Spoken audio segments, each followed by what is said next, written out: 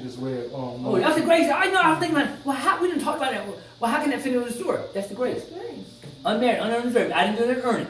I got those things because I was a child of God. I got those things was mine because I surrendered my life to Christ. And once I surrendered my life to Christ, God can let me know He's in control. He's taking over. He's leading me. He's guiding. And the same thing He's doing to us if we let Him. If we let Him have every bit of it, guys, let Him have every bit of it. Go ahead. Paul's opponents, this is him chewing back to 110. Let Him have it. Oh. Paul's opponents accused him of making up a message of grace and freedom from the law in order to please the Gentiles. Paul insists that his desire is to please God only, as his willingness to suffer as a servant of Christ testifies. Stop. Watch Paul, guys. Paul was under the law. He was under, before he was persecuting Christians, he was under the law. He wasn't under grace. But once he came and said, hey, I was persecuting Christians, I was destroying Christians, and Jesus still called me on Damascus Road. He still saw something in me. And he said, Paul, you got to die to self. I'm going to use you, Paul. He said, well, how did God use me? He saw the goodness of, he just kept seeing the goodness of God. He said, once he realized that Jesus was speaking to him, he goes, I was doing it wrong. Let me get it right. See, that's why when Paul come on, we can look at Paul from Paul's perspective, because Paul was, he was the least likely the person God would use. Right. He was the least likely. Yes, he was. He was the least likely, but that's who God used. The Bible, God said He used the least, the last, and the least, or whatever. But there you go again. That's the grace of God. And Paul, who better to tell it for us? Paul was sent to the Gentiles, tell them, guess what? It ain't about the 10 Commandments. Watch this. Oh, I wrote some of my Bible today. What is that? Hold on. I wrote my Bible today. I thought that thing was good. Let me see right here. It says, did I write it in here? You all read my book, my big Bible, or my other Bible. But anyway, they talked about, they go to grace. You see the old covenant. Moses. Yeah, Moses is a servant. Moses is a servant. Jesus is a son. You see, hold on, stay right there. Somebody go Galatians 4. Galatians 4. Oh man. That's chapter 4. Yeah, Galatians 4, chapter 4. Somebody read 21. Start at 21. Never just go to 21 and see if you can find anything with 21. I know I'm going on course now. Galatians 4:21? Yeah. 225. Tell me. On 225. You see? Yeah. Yeah, I'm just trying to look for 21. I see. All right. Who knows? Tell me. Hold on, let me see if that's what I want you to do. Abraham's 2 children? Yes, go ahead. Tell me, you who want to live, you who want to live under the law, do you know what the law actually says? The scriptures say that Abraham had 2 sons, one from his slave wife. Stop this. One from the slave wife. Go ahead. And one from one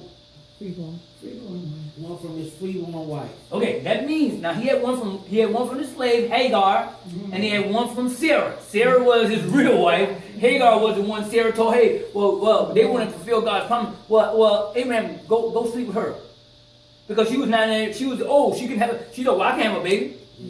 So she said she told him to go sleep with the thing. So the baby they had, that wasn't the promised baby. Am I right? You know what I mean? That was not the promised baby, because they did it out of the flesh. It's almost like, see, I'm married over here, I'm going to have sex over here. That's out of the flesh.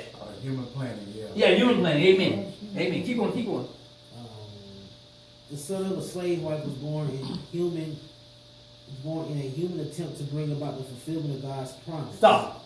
In a human attempt to bring about the fulfillment of God's promise. You see what I'm saying? So that was in the flesh, right, y'all? Right. Yes. That was in the flesh. Now you know that God got nothing to do with that. God got nothing to do with that. That's in the flesh. Go ahead. But the son of the freeborn wife was born as God's own fulfillment of His promise. Okay. Who was born with Sarah? Isaac. Isaac was the promise, guys. Isaac was the promise.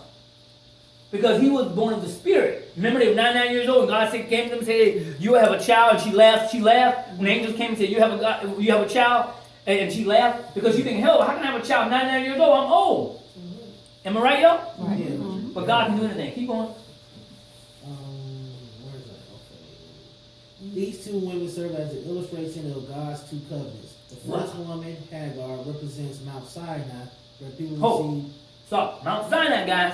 Mount Sinai. This is where Moses Yes. The Ten Commandments. And that's where 3,000, watch Law. this, and 3,000 people died. That's when Moses, because when Moses came down, they had already made a golden calf. The Bible said the first commandment was, "Thou shalt not have no other gods before me." And when Moses got down, he had already seen that. Look at it, human, because they were human, dude. They were human. They already took the gold that God. They took the gold that God gave them and made a god out of the gold that God gave them. And guess what? 3,000 people died that day. Go ahead. Oh, okay. That was just Mount Sinai when people received the law that enslaved them. Enslaved them. The law, we can go back to the law, guys, was created because God wanted to have a relationship with the people. And the people said, "No, Moses, we won't talk to God, you go talk to God for us." They could have their own relationship with God. And they go, no, Moses, you go talk to him. And then when the law came about because we needed God. God had to show them that we need him. Without him, we need him. And then the law says if you break one, you broke them all. So you know you're gonna break them. The law says if you break one, you broke them all. Well, apart from reading this, could that be also the same when it came with David, when he came with David, Bathsheba, and Solomon? Because the first baby God killed. Right.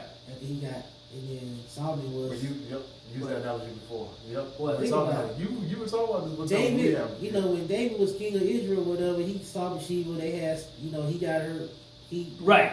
Okay. He killed her. I remember. He got the first. Right. God put a script, made the first baby die. Right. And he fasted for 3 days or whatever. Oh, I see what you're saying. Nobody baby died. Because it was right through the flesh. David saw her. He already had 700 concubines. He saw her on a terrace. No. He said David, not Solomon. No, David. I'm saying David. David. What I'm saying? Yeah. David saw her on a terrace, and she was half naked, and he saw her. He wanted her, and she was already married, and he got her husband killed. That was all in the flesh. Yeah. So and the Bible said, the Bible said, David was a man after God's own heart. Now that baby died because that baby was of the flesh. Now Solomon was born, and Solomon was God. There you go. He was one of. He was chosen by God. Yeah, he was chosen because after he had fasted for 3 days or whatever, and right. The servants came and told him, they were scared to tell him. Then he got up, washed his face, then him and Bathsheba, he said he went in Bathsheba again, and Solomon was born. Yeah. Solomon. One thing I loved about it, he moved on. Yeah, See, once he recognized the baby was gone, that was not God's plan. That was out of the flesh. But God said he was still the man after God's own heart. So God restored him back. And now God allowed him to still marry Bathsheba. But at the same time, he still was the man after God's heart. See, and one thing I love about the Bible, guys, a lot of people weren't perfect. People weren't perfect. Those people just like us. They make mistakes just like us. But God knew their heart. See, God knew our heart. When God don't look at the outside, God look at your heart. What do you the Bible says, out the abundance of the heart, the mouth speaks. So, yeah. That's a whole other series. Okay, we can keep going. We need that series too. Yeah. We'll go over that one. Let's go. No, let's start right there. Matter of fact, 4:21, I got one. So it says, the Bible speaks about 2 covenants, describing 2 ways to live. The first way we choose to live is by works of our own flesh. We take care of ourselves. That is not of God. Yeah. We make our own plans. Remember, the Bible says, we make plans, but God says, when you make plans, if it's God's will that we do this. I want to go to the beach in April. If it's God's will, I go. It ain't. No, I remember one time, my boss, we used to go to a children's conference in January. And I was ready to go. He showed me the hotel room again. It was beautiful. It was late. I was like, excited because go to Florida in December. I was jacked up. And he came to, well, I changed my mind. For medical reasons, I don't think I could go. And I was disappointed, but I really wasn't disappointed. I was disappointed, but I wasn't overwhelmingly disappointed because I know God's in control. If God didn't want me to go. If God wanted me to go, I'd be there. And I think there you go again. If God wants you to be someplace, you'll be there. If you don't get that, hey, God didn't want to be there. Simple as that. He told you not to hold on to it tight. That's right. Thank you, brother. He said, when you got plans, don't hold on to them tightly because God can change them anytime. Anytime. That's why we don't hold on to them tightly. That's why you won't see me getting really upset about things when things don't go my way. Because God's in control. They don't go my way, so be it. And listen to me, sometimes God's protect me from yourself. Protect me from yourself. He said, you don't even know it. Protect me from yourself. So, relationship. We were talking about that the other day. A relationship. You say, well, I wanted that guy. I would love him. So and so. God, really? If you just been with that guy, you don't know what your life would have turned out to be. That what God wasn't for you. God protect you from yourself. You think, oh, I lost him. You ain't lost nothing. You ain't lost nothing. You ain't lost jack. Yeah, you know why? Because what you don't want your emotion, your feelings. You don't even know that guy. You don't know that dude. That dude could be a devil in the sky. But then when you look back, you think, oh, thank you, Lord. Thank you. There you go. There you go. See, I think as Christians, I think a lot of times, especially in the world we live in, as Christians, we'll let God do it. Let God be God. Lord, you think about it. Let's go again. If God brought us from back there, and he brought us to himself, and we surrender our life to Christ, okay, Lord, you in control now. Just like don't belong to me. Let's go. Where we want to go, let's go. I mean, if he can bring you through that life, oh, surely let's go. You know what I mean? After that mess, after that crazy, all that crazy stuff I did back there, That is what, I'm ready. exactly how I feel. I'm I ready. feel like I'm in a much better place. Yeah, right you're gonna- now, in peace by myself. Amen. Than going through confusion. That's right.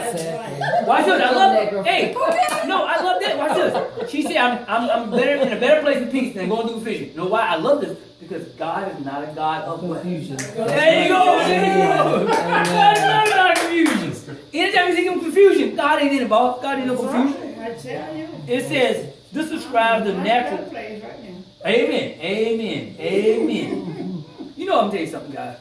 You know the value. You know, we don't see a lot of people here. We don't know what's going on. So we just continue to keep in prayer. Yes. But the value is that we need each other, guys. That's the value. We always need each other, guys. We were strong together. The Bible tells us that we're strong together than apart. It says, this describes the natural way, the normal way most people live. It is a way that produces every kind of misery. We struggle, we get frustrated, we fail, and end up weary and worn out. Most of the time, we are confused and defeated and have no place, no peace or joy. You know why? Because we choose to do it in the flesh. We don't let God be God in our lives. It says the second way, here you go, the second way we can live is supernaturally. Oh, see, remember I talked about the blessing? That's supernatural. That God was doing his thing. By the power of God, we live by faith, trusting God. Remember you said, you know, the money you said, God will take care of it. That's trusting God. We're trusting God to do what needs to be done in our lives. This way is described in the Bible as a new and living way. This new way produces peace, joy, and ease and success. Ooh, hallelujah. That's a whole different way. Now see, when you let God do it, it's a whole, you got a lot more joy, you got a lot more peace, and you ain't worried, you ain't all that craziness. You know God got it covered. I think as a man, really men need to hear that story. Because I think as men, you know, even when I get married, I'm still in head of, I might be head of my wife or head of the household, but still yet, help me, Lord. That's right. I need God to help me to be a good husband. Hey, it don't stop there, don't ever stop there. You think, well, the world got it so messed up. Oh, no, I'm depending on God, because let me tell you something. If I'm depending on my job, all these ambitions I got, and I do all this stuff, I'm miserable at the end of the day. Only God said, I'll give you joy and peace. The world can't give it, and the world can't take it away. When you put your trust in God, when you put your trust in yourself or people, you're going to be miserable. Okay. Yeah, we got a couple minutes. We didn't start at 7:30. But anyway, I want to read these. Go to, read January 2nd. Read January 2nd. No, hold on. January 22nd. Yeah, January 22nd. We had more than we had some more. You talking about from No, from one. No, you have no from one?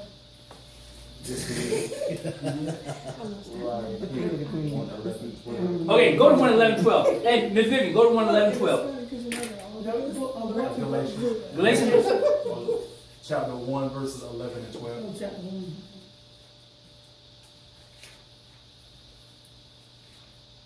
Okay. You do some traveling. You want me to read it? Yeah.